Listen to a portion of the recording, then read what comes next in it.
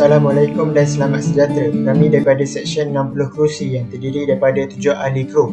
Kami telah memilih skim lencana pengangkat muda sebagai tema projek. Pengangkat muda ialah unit bagi remaja berumur 12 hingga 15 tahun. Remaja tersebut boleh terus menjadi pengangkat muda daripada pengangkat kanak-kanak atau sebagai ahli baru setelah berumur 12 tahun dan mendapat lencana keahlian. Unit ini ialah peringkat kedua dalam sistem pergerakan pengangkap dan unit ini mempunyai beberapa patera dan setiap satu mempunyai 6 hingga 8 orang dan diketuai oleh ketua patera. Seterusnya, lencana keahlian. Lencana ini dianugerahkan kepada seorang budak sebagai mengakui bahawa ia adalah seorang ahli dalam persaudaraan pengangkat Malaysia yang luas itu. Sebelum dilantik menjadi pengangkat, seorang perlu mempunyai ilmu asas serta pengalaman asas tentang berpengangkap. Untuk lulus ke lencana keahlian, seseorang itu perlu lulus ujian yang berikut. Pertama, peraturan pakaian seragam pengangkap. Kedua, prinsip rukun negara. Ketiga, lambang pengangkap Malaysia dan lambang pengangkap sedunia. Keempat, persetiaan pengangkap dan undang-undang pengangkap. Kelima, hormat pengangkap dan corong kata pengangkap. Keenam, sejarah pengangkap Malaysia dan sejarah pengasas pengangkap Lord Baden-Powell. Ketujuh, simpulan dan ikatan, iaitu buku sila, bunga geti, simpul manuk, tindih kasih, lilik dua simpul dan lilik pemati biasa. Seterusnya ialah lencana usaha. Jadi, lencana ini diberikan kepada ahli pengangkat muda sebagai mengakui minat dan kegemaran luar seperti berkhemah, memasak, menggembara, kecergasan jasmani, kemahiran pengangkap dan juga perkhidmatan. Sebelum kita layak mendapat lencana ini, seseorang pengangkap mestilah mendapatkan lencana keahlian terdahulu, lencana yang sebelum ini, ataupun melalui istiadat meningkat naik. Untuk kita lulus lencana usaha ini, seseorang pengangkap perlulah lulus ujian-ujian tersebut. Yang pertama sekali ialah ujian cita-cita pengangkap. Ujian yang kedua ialah kecergasan dan kesegaran jasmani. Ujian yang ketiga ialah kemahiran berpengangkap. Ujian yang keempat ialah kecenderungan dan minat. Dan ujian yang akhir sekali ialah ujian perkhidmatan. Seterusnya adalah lencana maju. Lencana ini diberikan kepada ahli pengangkat muda sebagai mengakui pelbagai kemahiran kegiatan luar dengan memperkenalkan asas berdikari dan perkhidmatan seperti ilmu kawat tongkat, istiadat bendera, pertolongan cemas dan sebagainya. Sebelum layak mendapat lencana ini, seorang pengangkat mestilah terlebih dahulu mendapatkan lencana usaha dan 2 lencana kepandaian kategori kegemaran. Untuk lulus lencana maju, seorang pengangkat perlu lulus ujian-ujian berikut. Yang pertama ialah cita-cita pengangkap. Seorang pengangkap perlu tahu undang-undang pengangkap dan melukis bendera semua negeri di Malaysia. Seterusnya, kecergasan dan kesegaran jasmani. Seorang pengangkap perlu lulus latihan asas perbarisan dan kawat tongkat. Yang ketiga, kemahiran berpengangkap. Seorang ahli pengangkap perlu mahir simpulan dan ikatan serta masak masakan rimba. Yang keempat adalah pengembaraan. Untuk lulus ujian ini, ahli pengangkap perlu tahu jenis kompas. Seterusnya, mengembara 16 km, berjalan kaki dalam petrol dan bermalam di luar dengan mendirikan kemah, menjadikan laporan bertulis pengembaraan dalam buku log. Yang terakhir, perkhidmatan. Untuk lulus ujian ini, ahli pengangkap perlu tahu balutan di kepala, lutut dan lengan. Dan yang terakhir, tindakan kecemasan. Lencana seterusnya yang terdapat dalam skim latihan pangkat muda ialah lencana jaya. Lencana ini diberikan kepada ahli pengangkap sebagai mengakui kebolehan dan keberanian serta penghargaan diri dan dalam menjalankan tanggungjawab dan kepimpinan seperti kepimpinan ketua petrol, khidmat masyarakat, cabaran aktiviti luar, komunikasi radio amatur, ilmu pertolongan cemas, penyelamat nyawa dan sebagainya. Sebelum layak mendapat lencana ini, seseorang pengangkap mestilah mendapatkan lencana maju, 3 lencana kemahiran dan 3 lencana perkhidmatan terdahulu. Untuk lulus lencana jaya, seorang pengangkap perlu lulus ujian-ujian seperti berikut. Lencana yang seterusnya ialah lencana tukang masak. Lencana ini diberi kepada ahli pengangkat muda sebagai mengakui pengetahuan dalam menyediakan bahan dan memasak hidangan untuk tetamu dengan pelbagai jenis masakan seperti kari daging, manisan, bubur kacang, sup dan sebagainya. Untuk lulus ujian ini, ahli pangkat muda perlu mencapai 4 syarat berikut. Yang pertama, mengetahui tema masakan umum seperti cincang, tumis, parut, selam buku, manis-manis buah dan sebagainya. Kedua, menyediakan bahan dan masak 2 jenis makanan daripada senarai berikut. Pertama, telur goreng. Kedua, pisang goreng. Ketiga, bubur kacang. Keempat, sambal tumis. 5, sup. 6, masak kicap. 7, asam pedas. 8, sayur campur. Cara yang ketiga ialah memasak dan menghidangkan dengan sempurna untuk 2 hingga 4 orang tetamu masakan di bawah ini. Pertama, nasi putih. Kedua, kari daging. Ketiga, sejenis masakan daripada sayur. 4, manisan. 5, kopi atau teh. Cara yang keempat ialah mengetahui prinsip memotong dan menghiris daging lembu, kambing dan ayam sebelum dan selepas dimasak. Seterusnya, untuk bahagian objektif pula. Terdapat 4 objektif utama yang boleh kita ketengahkan. Jadi, pada akhir pelaksanaan projek ini, semua para peserta akan dapat, yang pertama sekali, semestinya kita akan layak untuk menerima lencana jaya pengakap muda. Seperti yang kita ketahui, untuk layak menerima lencana ini, seseorang itu perlulah lulus dalam melaksanakan banyak ujian, dan salah satu daripadanya ialah dengan melakukan masakan rimba ini. Yang kedua, kita akan mendapat peluang menunjukkan kebolehan memasak tanpa peralatan moden dan juga dapat berlatih untuk survive apabila berada dalam hutan.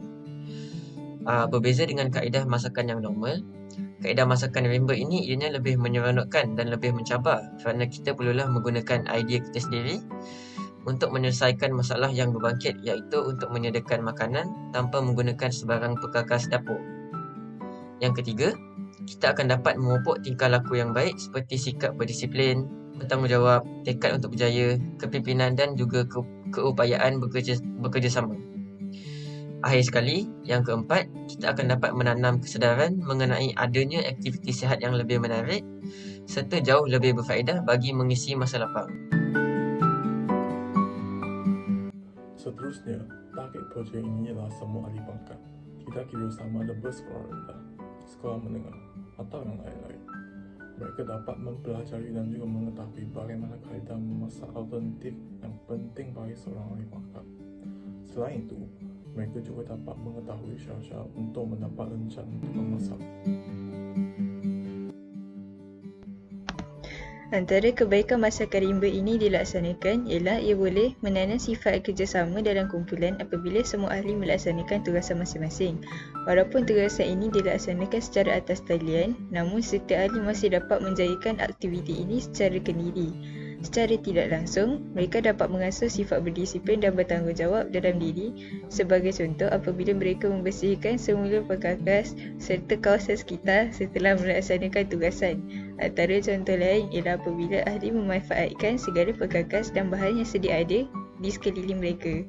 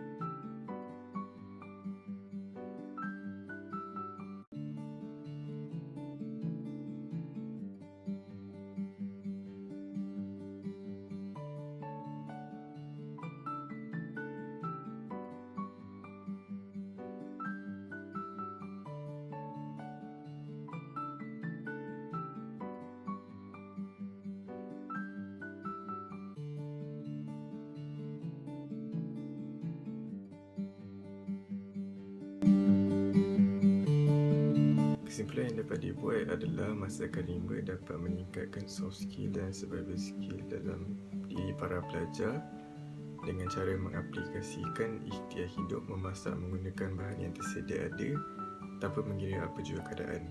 Dan akhir sekali, masakan rimba dapat membentuk pelajar yang lebih efisien dan fleksibel pada masa akan datang. Sekian, terima kasih.